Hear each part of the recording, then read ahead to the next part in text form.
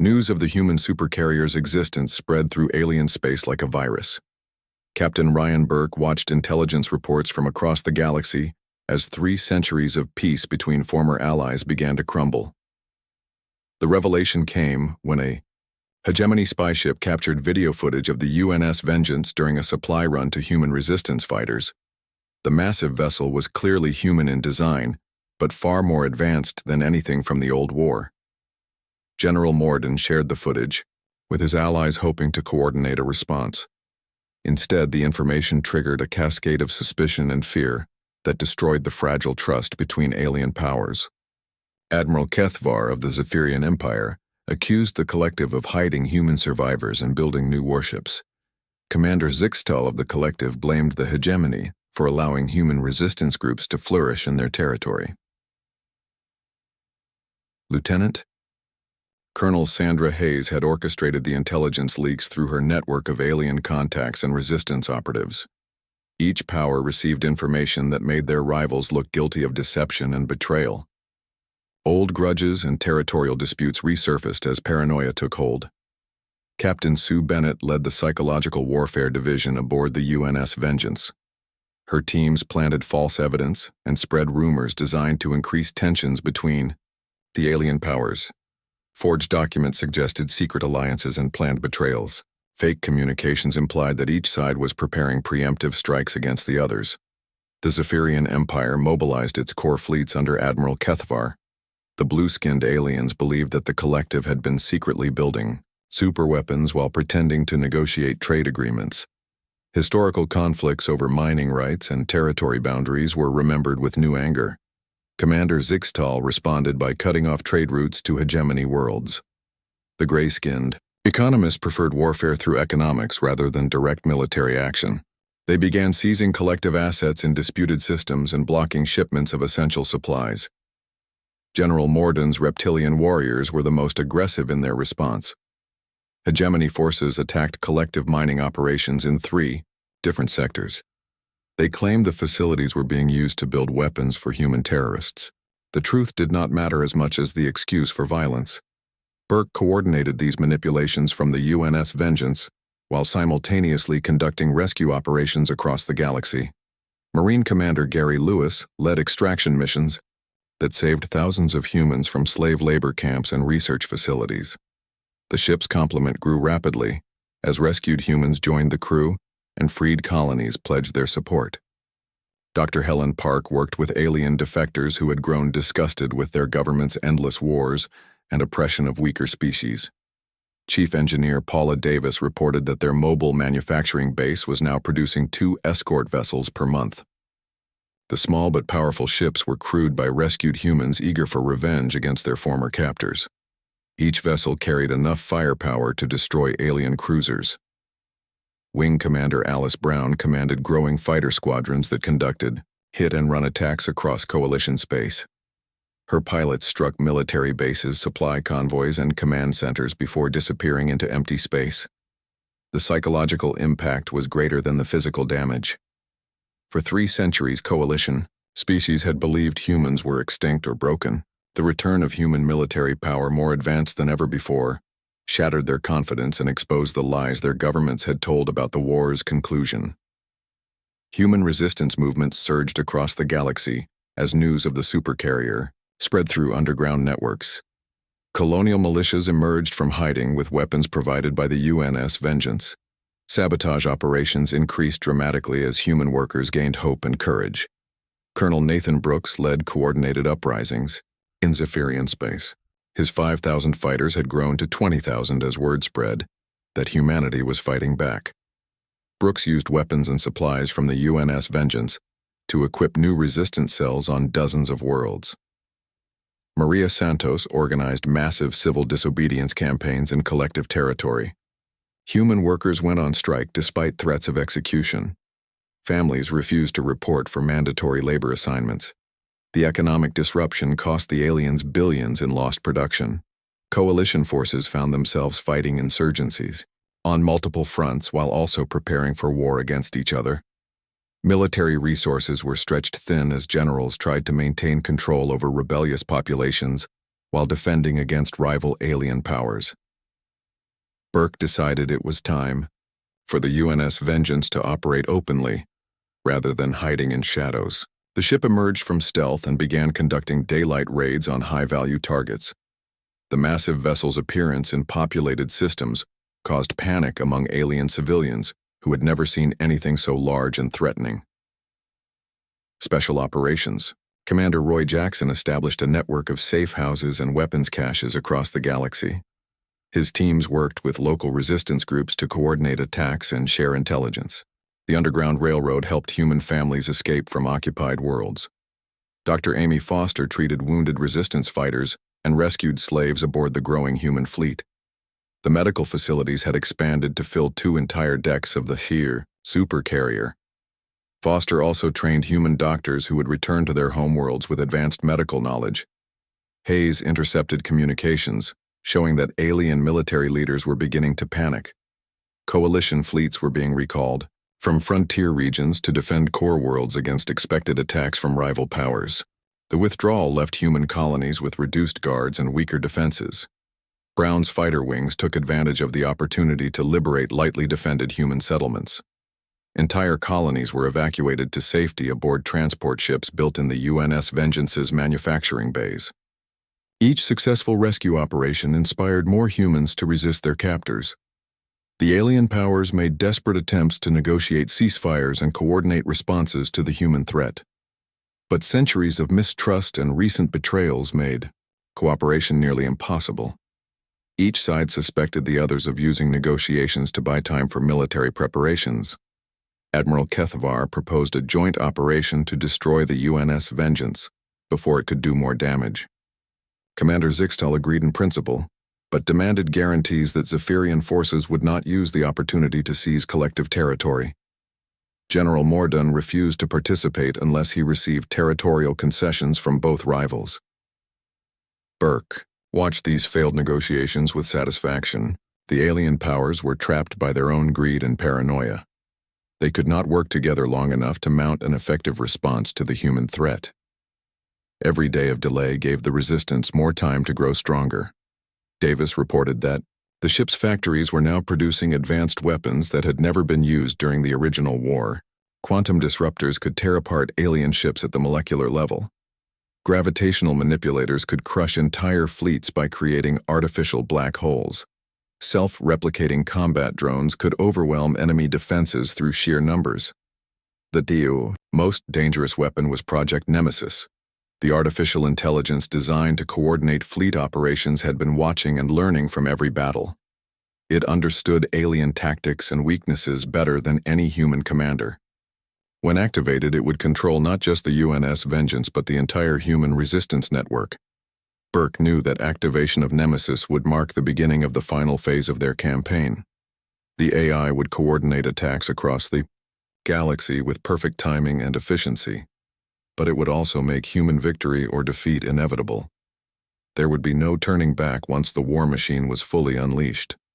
The coalition that had once defeated humanity was breaking apart under the pressure of fear and suspicion. Ancient alliances crumbled as former friends became enemies. The galaxy trembled as 3 centuries of relative peace dissolved into chaos and warfare. Burke prepared for the decisive battles that would determine whether humanity regained its freedom or disappeared forever. The UNS Vengeance had awakened more than just its sleeping crew. It had awakened the galaxy's worst nightmares about human determination and ingenuity. The Zephyrian scout ships appeared on the edge of the Kepler sector like gray shadows against the stars. Captain Ryan Burke watched them on the main display of the UNS Vengeance. 3 light cruisers with full sensor arrays scanning every asteroid and dead moon in the system. Commander Tony Phillips stood beside Burke studying the enemy vessels. The aliens were following standard search patterns, but they were getting closer to the hidden human ship. In 6 hours, they would detect the UNS Vengeance despite its stealth systems. Burke had to make a choice. They could try to stay hidden and hope the scouts moved on, or they could reveal themselves and deal with the consequences. Either option carried huge risks for humanity's future. Wing Commander Alice Brown reported that her fighter squadrons were ready for launch. Special Operations. Commander Roy Jackson had teams standing by for boarding actions. Chief Engineer Paula Davis confirmed that all weapons systems were online and charged. The decision came when the lead scout ship changed course directly toward their position. Someone on that ship had detected something unusual. Burke gave the order that would announce humanity's return to galactic warfare. The UNS Vengeance dropped its stealth field and powered up its main weapons. The massive ship appeared on alien sensors like a nightmare from their past. For 3 centuries they had believed all human warships were destroyed. Now one emerged from hiding ready for battle. The Zephyrian scouts tried to send warning messages to their fleet. They never got the chance. Brown's fighters launched and engaged while the main ship's guns opened fire. Advanced human weapons tore through alien shields like paper. In less than 10 minutes, all 3 enemy ships were burning. Wreckage. Burke ordered the destruction of all debris and bodies. Nothing could remain that might tell the aliens what had really happened. They needed time to execute their larger plan before facing the full might of alien military forces. Lieutenant Colonel Sandra Hayes monitored enemy communications across the sector. The disappearance of the scout ships had been noticed. 3 different alien powers were now sending investigation fleets to find out what happened. Admiral Kethvar of the Zephyrian Empire dispatched 15 heavy cruisers to search for whatever had destroyed their scouts. Commander Zixtel of the Collective sent 12 ships to protect their mining operations in nearby systems. General Mordun of the Hegemony ordered 10 warships to investigate possible Zephyrian aggression. Burke gathered his senior officers to plan their next moves. They had perhaps 2 days before the first alien fleet arrived. The UNS Vengeance could probably defeat any one of these forces, but fighting all 3 would be suicide. Communications specialist Eric Thompson reported that alien commanders were already suspicious of each other. Recent border incidents had increased tensions between the 3 powers. Each side believed their rivals were responsible for mysterious attacks on shipping and mining operations. Hayes suggested they use this paranoia to their advantage. Instead of fighting all 3 fleets, they could manipulate them into fighting each other. The aliens had no reason to suspect that humans were involved if they were clever about it. Burke approved a plan that would require perfect timing and execution. The UNS Vengeance would attack the weakest fleet while making it appear that one of the other alien powers was responsible. They would use modified weapons and false sensor readings to fool enemy investigators. The collective fleet arrived first. 12 ships spread out across the sector, conducting detailed scans of every object larger than a fighter craft. Navigation officer Kevin Clark tracked their movements while tactical analyst Katie Miller studied their formation patterns. Commander Zixtal was being careful. The gray-skinned alien kept his ships in tight defensive groups while they searched. This made them harder to attack but also easier to track. Clark identified the perfect moment when half the fleet would be separated from the others. Brown launched her fighters using a flight path that would keep them hidden behind asteroids. Meanwhile, Davis activated weapon systems that had been modified to match Zephyrian energy signatures. Any alien who survived would report being attacked by their ancient enemies. The attack came without warning.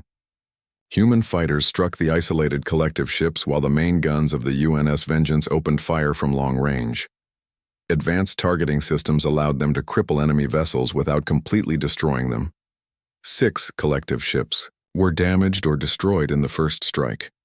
The survivors tried to fight back, but their weapons could not penetrate human defensive shields. Within an hour, half the alien fleet was floating wreckage or limping toward the edge of the system. But the most important part of the plan was what happened next. Hayes had prepared false sensor data that made it look like Zephyrian ships had conducted the attack. Modified weapon signatures and planted evidence would convince any investigation that their blue-skinned rivals were responsible. Commander Zixtal sent desperate messages to collective headquarters claiming that Zephyrian forces had launched an unprovoked attack. The surviving ships reported being overwhelmed by superior numbers and advanced weapons. No one mentioned seeing any human vessels. The response was immediate and exactly what Burke had hoped for. The collective leadership accused the Zephyrian Empire of violating peace treaties and preparing for war. Economic sanctions were imposed on Zephyrian trade routes. Military forces were moved to defensive positions along contested borders. Admiral Kethvar arrived with his fleet just as the damaged collective ships were leaving the system. The Zephyrian commander demanded to know why alien vessels were in what he considered Empire territory. The accusations and counter-accusations that followed pleased Burke immensely. Both alien fleets withdrew to their respective territories, but the damage to their relationship was severe. Diplomatic communications between the two powers became hostile and threatening. Each side began preparing for what they believed was inevitable warfare. General Morden's hegemony fleet found only empty space and scattered debris when they reached the sector. The reptilian commander suspected that both rival powers were hiding something. His ships conducted their own investigation, but found no evidence of human involvement. Jackson's teams had done their work well. All traces of the UNS Vengeance had been eliminated from the battle site. The planted evidence pointed clearly towards Zephyrian responsibility. Even the most detailed investigation would confirm that conclusion. Davis reported that the ship's manufacturing systems were now producing supplies for human resistance groups. Medical equipment, weapons, and communication devices were being distributed through covert networks. Small amounts that would not be missed, but enough to make a difference. Foster treated several crew members who had been injured during the battle. The wounds were minor, but they served as reminders that they were now at war. Every decision Burke made would affect the lives of billions of humans across the galaxy. Hayes monitored the aftermath of their deception. Diplomatic relations between the Collective and Zephyrian Empire continued to deteriorate. Trade agreements were canceled. Military buildups accelerated along border regions. The two powers were moving toward open warfare. Burke felt satisfied with their first operation, but knew it was only the beginning. They had proven that the UNS Vengeance could strike without being detected. More importantly, they had shown that the alien powers could be manipulated into fighting each other instead of working together. The next phase would be more ambitious. Burke planned to escalate the conflicts between all three alien powers while simultaneously supporting human resistance movements. The goal was to weaken their enemies while strengthening their own forces, but first they needed to relocate to a more secure position. The Kepler sector would soon be crawling with alien investigators and military patrols. The UNS Vengeance had announced its presence to the galaxy. Now it was time to disappear again and prepare for the next strike. Brown's pilots reported that they were ready for extended operations. Jackson's teams had established contact with resistance cells in 12 different systems. Davis estimated they could build 2 escort vessels within 3 months if they found a suitable asteroid field to use as a base. Burke gave the order to leave the sector. The UNS Vengeance moved silently through space like a ghost from humanity's past. Behind them, the alien powers grew more suspicious and hostile toward each other. The first seeds of their destruction had been planted. Captain Ryan Burke stood in the command center of the UNS Vengeance looking at the star charts. 300 years had changed everything. The galaxy he remembered was gone. New borders divided space between alien powers that had once been united against humanity. Lieutenant Colonel Sandra Hayes worked at the intelligence station with her team. Communications specialist Eric Thompson monitored dozens of alien radio channels. Tactical analyst Katie Miller studied fleet movements and military reports. What they learned made Burke's jaw tighten with anger. The Galactic Coalition had broken apart within 50 years of defeating humanity. The Zephyrian Empire now controlled the core worlds where Earth had once been. Their blue-skinned leaders ruled through fear and military might. They had turned the old human capital worlds into weapons factories worked by human slaves. The Collective dominated the Outer Rim territories. These gray-skinned aliens controlled trade routes and mining operations. They preferred economics to warfare, but were just as ruthless. Human colonies in their space worked as cheap labor with no rights or freedoms. The hegemony held the northern spiral arm. These reptilian aliens were the most aggressive of the three powers. They used human soldiers as shock troops in their wars against smaller species. Children were taken from their families and trained as warriors from birth. Hayes showed Burke recordings of human settlements. The images were hard to watch. Families lived in crowded camps surrounded by guards. Workers died in alien mines without medical care. Human children grew up never knowing freedom or hope. But there was also good news. Eric Thompson had found encrypted signals using old human military codes. Resistance groups still existed across the galaxy. They were small and poorly armed, but they had never given up fighting. Colonel Nathan Brooks led the largest resistance cell in Zephyrian space. His group had over 5,000 fighters spread across 20 worlds. They conducted sabotage missions and rescued prisoners when possible. Brooks had been sending coded messages asking for help for years.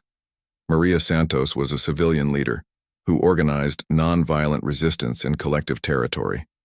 Her network helped human families escape to safer worlds. Santos also gathered intelligence about alien operations and shared it with other resistance groups. Burke decided to make contact with these groups. The UNS Vengeance had communication equipment that could reach across the galaxy without being detected. Hayes sent carefully coded messages to known resistance frequencies. The responses came slowly. Many resistance leaders thought the messages were alien tricks. Others refused to believe that a human warship had survived. Some were afraid that any contact would bring deadly retaliation against human populations. Brooks was the first to accept that the messages were real. He sent detailed reports about Zephyrian military strength and human populations in their space. Brooks asked for weapons and supplies, but warned that open warfare would result in mass executions of human civilians. Santos was more cautious. She agreed to share intelligence but refused to coordinate military operations. Too many innocent people would die if the aliens discovered organized resistance. Santos wanted guarantees that civilian populations would be protected. Dr. Amy Foster spent her time helping crew members adjust to their new reality. Many struggled with the knowledge that everyone they had loved was dead. Some wanted immediate revenge against the aliens. Others fell into deep depression about the hopeless situation. Foster worked with the ship's counselors to keep morale up. She reminded the crew that they were humanity's best hope for freedom. The UNS Vengeance represented 3 centuries of human technology and determination. They had advantages that no resistance group had ever possessed. Chief Engineer Paula Davis focused on bringing the ship's manufacturing systems online.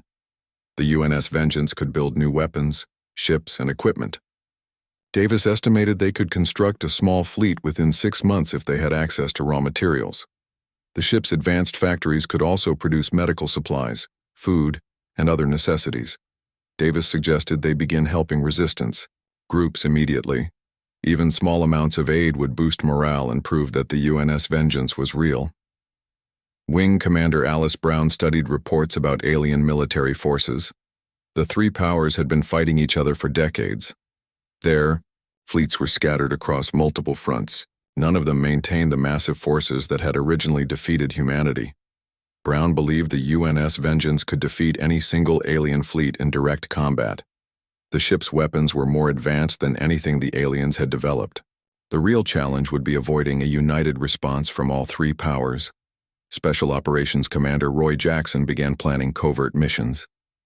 He wanted to establish supply networks and safe houses across the galaxy. Jackson also hoped to recruit alien defectors who were tired of the endless wars. Jackson's teams could operate from the ship's stealth shuttles.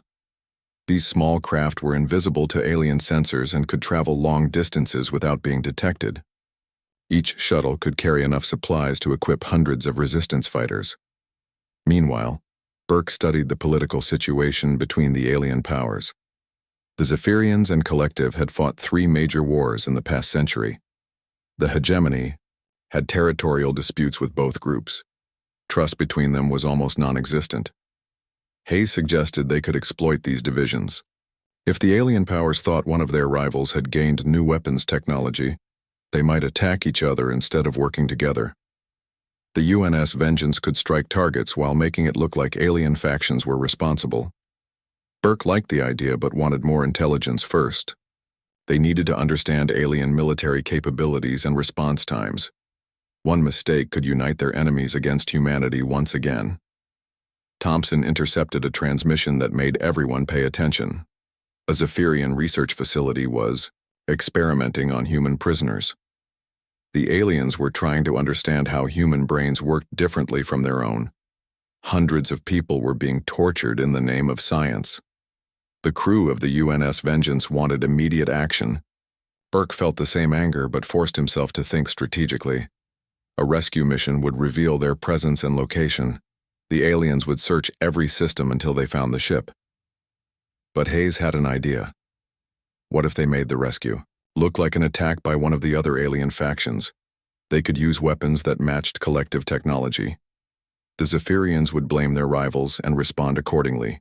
Burke approved the mission but set strict limits. They would save the prisoners but leave no evidence of human involvement. The UNS Vengeance would remain hidden while the alien powers grew more suspicious of each other. Davis began modifying weapons to match alien designs. Brown selected her best pilots for the mission. Jackson planned infiltration routes and escape paths. Foster prepared medical facilities for rescued prisoners. The mission would be their first strike against the aliens who had enslaved humanity. It would also test whether they could manipulate their enemies into fighting each other. The fate of billions of humans might depend on whether they could stay hidden while waging war. Burke gave the order to begin final preparations. The UNS Vengeance was ready to remind the galaxy that humanity had never truly surrendered. The mining ship Aurora's Edge moved slowly through the dark space around the dead moon. Commander Jake Morrison stood on the bridge watching the scanners. His crew had been working this sector for 3 months looking for rare metals. What they found instead would change everything. Lisa Chang checked her pilot controls and frowned. The readings were strange. Something big was buried deep under the moon's surface. It was not natural rock or metal. The shape was too perfect and too large. Pete Rodriguez ran his hands over the engineering panel. The energy readings made no sense. Whatever was down there was giving off power. Very little power, but still active after who knows how long. Dr. Helen Park studied the scan results on her screen. As the team's expert on old alien ruins, she had seen many strange things. This was different. The metal was human. She was sure of it. But humans had not been in this sector for over 300 years. Jake made the decision to investigate. He ordered Lisa to take them down to the surface. The Aurora's Edge landed near the largest energy reading. The crew put on their spacesuits and walked across the rocky ground. Their lights showed a small opening in the surface. Pete set up the drilling equipment. It took 6 hours to make the hole big enough for people to enter. What they found below made them all stop and stare. It was a ship. Not just any ship, but a human warship bigger than anything they had ever seen. The hull stretched out beyond, their lights in both directions. The metal was dark and scarred, but still solid. Human letters were carved deep into the side. UNS Vengeance. Helen checked her records. The ship had been lost during the final battle of the Human Coalition War. Everyone thought it was destroyed. Jake ordered his team to find an airlock. They walked along the hull for an hour before Lisa spotted an entrance. The outer door was damaged, but Pete managed to get it open. Inside, the ship was dark and cold, but the air was still good. Emergency lights came on as they entered. The corridor was wide enough for 10 people to walk side by side. Dust covered everything, but the ship looked ready for action. They followed the main corridor toward what had to be the command center. That was when the ship woke up. Warning lights flashed red along the walls. A voice spoke in perfect English from speakers they could not see. The voice was calm and female. It called itself Artemis. It was the ship's computer. It had been waiting for someone to find them. Artemis told them that the ship carried 1,200 people in deep sleep. The computer had kept them alive for 3 centuries. Now it was time to wake them up. The revival process would take several hours. Jake and his team were welcome to wait or leave. Artemis suggested they stay. The first person to wake up was Captain Ryan Burke. He was a tall man with gray hair and hard eyes. Jake watched as the medical robots checked Burke's health. The captain's first question was about the date. When Artemis told him 312 years had passed, Burke closed his eyes for a long moment. Burke asked about the war. Artemis explained that all contact with human command had been lost before the ship was buried. They knew nothing about what happened after their last battle. Jake stepped forward and introduced himself. He told Burke that humanity had lost the war. Most humans were now slaves or refugees. More crew members began waking up. Jake watched as men and women in military uniforms stumbled out of the sleep chambers. They looked around with confusion and fear. Their world was gone. Everyone they had known was dead. Yet they were still soldiers. Commander Tony Phillips was the second officer to wake up. He was younger than Burke, with blonde hair and quick movements. Phillips immediately began checking the ship's systems. Everything was working. The weapons were ready. The engines could start in minutes. Dr. Amy Foster woke up next. She was the ship's doctor. Foster began checking on the other crew members as they woke up. Many were having trouble accepting what had happened. 300 years was too long to understand. Foster gave them medicine to help with the shock. Jake learned more about the ship as he watched the crew work.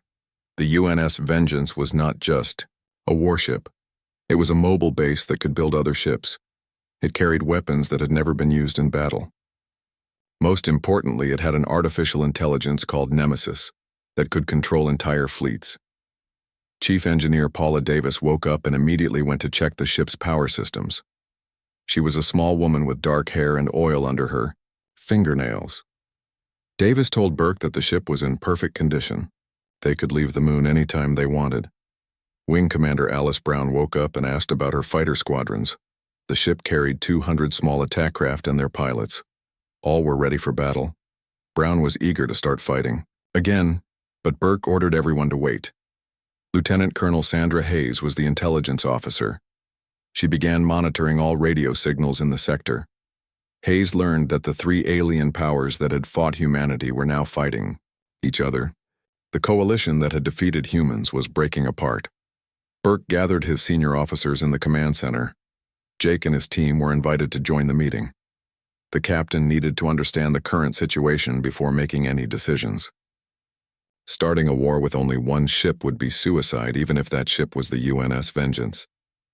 Special Operations Commander Roy Jackson woke up and immediately asked about human resistance groups.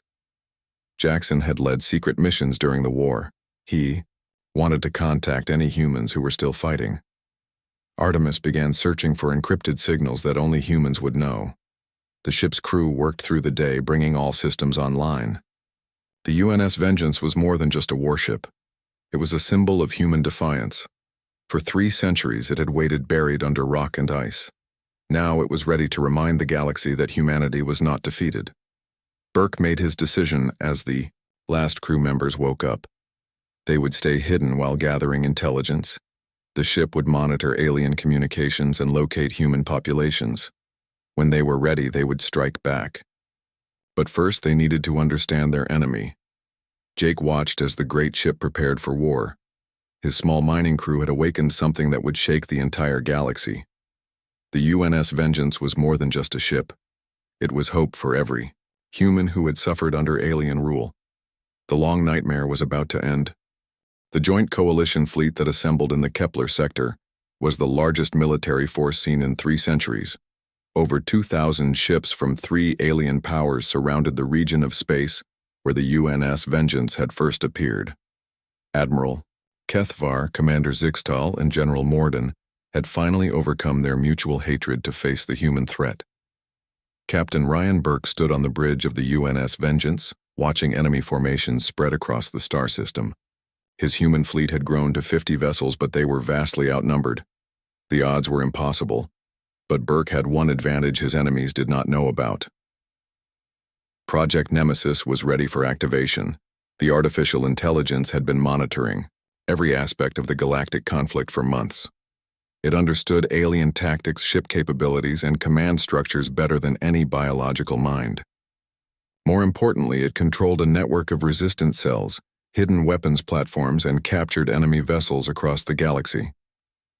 Burke gave the activation command knowing it would change everything. Nemesis came online and immediately began coordinating operations on a scale no human could comprehend.